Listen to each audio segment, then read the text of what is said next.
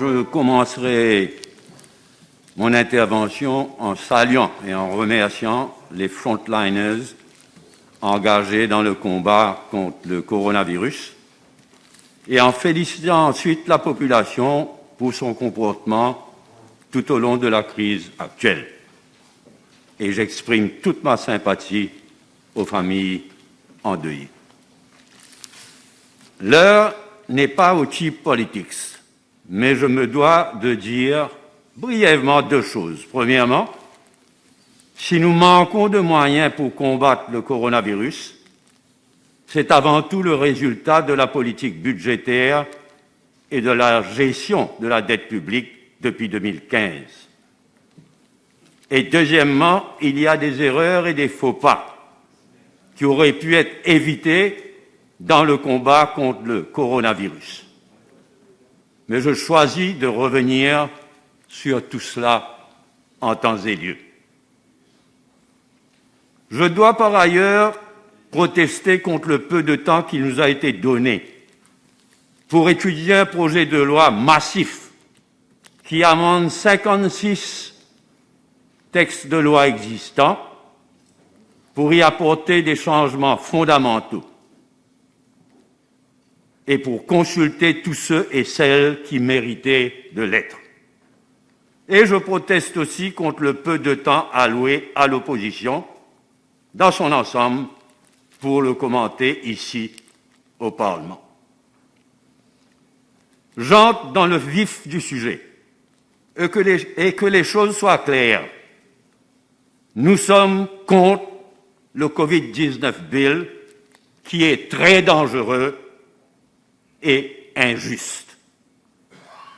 Et nous dénonçons le fait que le gouvernement profite de la crise du coronavirus pour faire voter des choses inacceptables.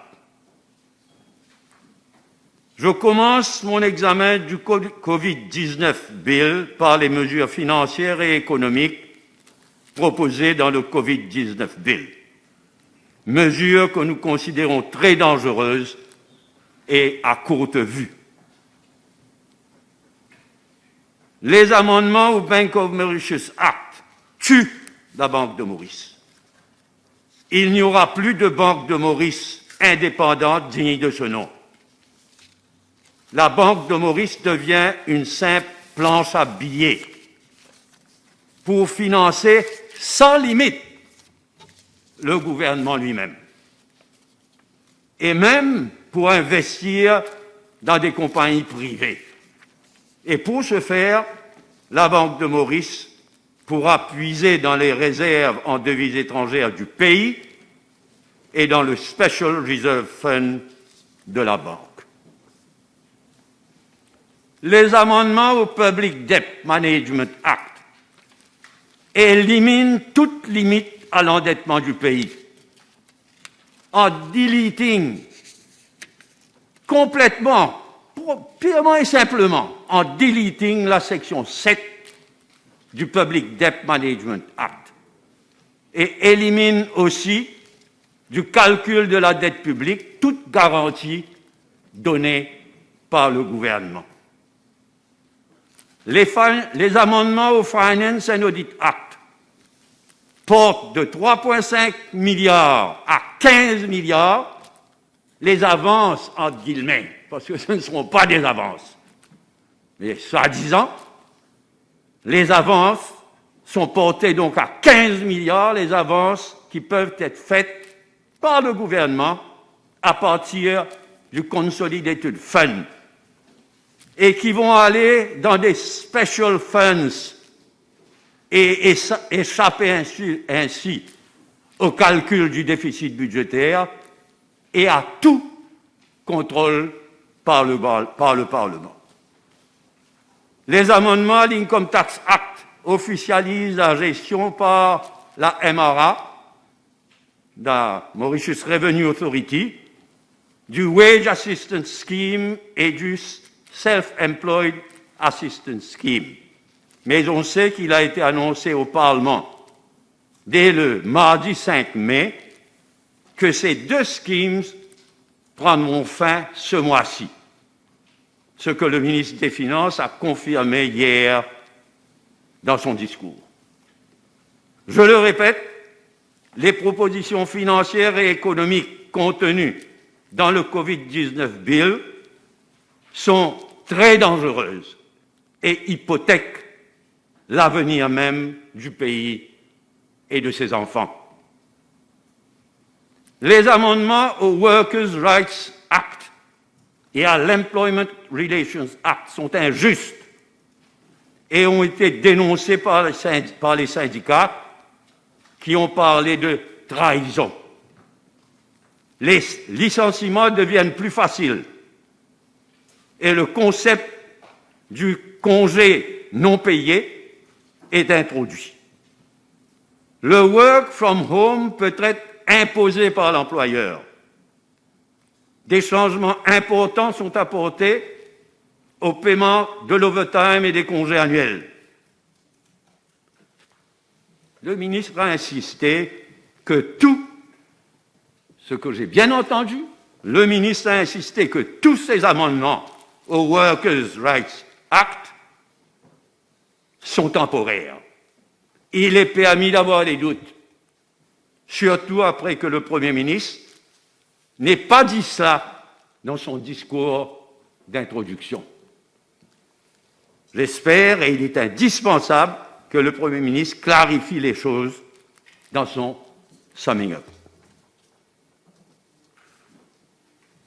Mes collègues Ariane Navarro-Marie et Rajesh Bhagwan se sont exprimés au nom du MMM sur les amendements à l'Education Act et au Sports Act.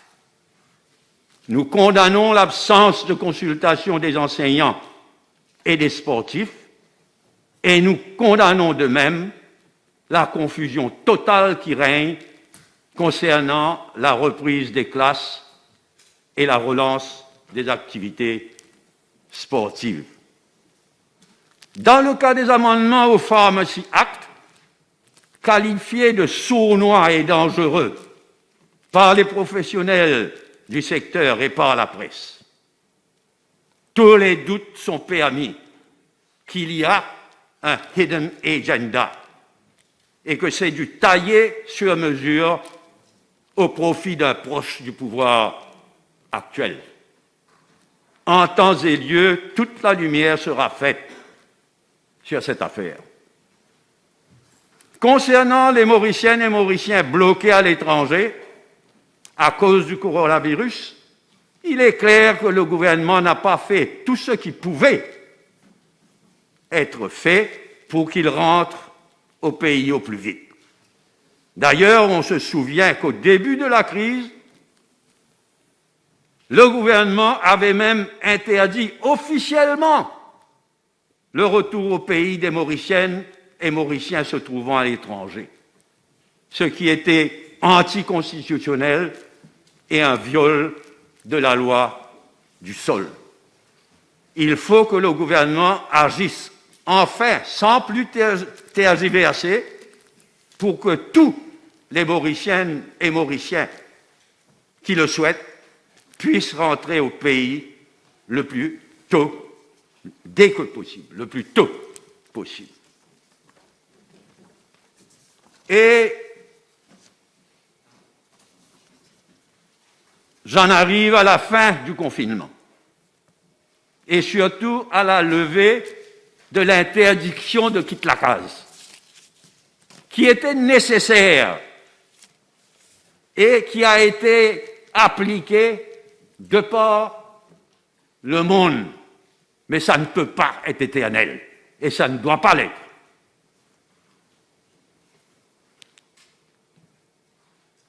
Le fait est que de par le monde, de plus en plus de pays mettent fin ces jours-ci au confinement et surtout à cette interdiction de quitter la case.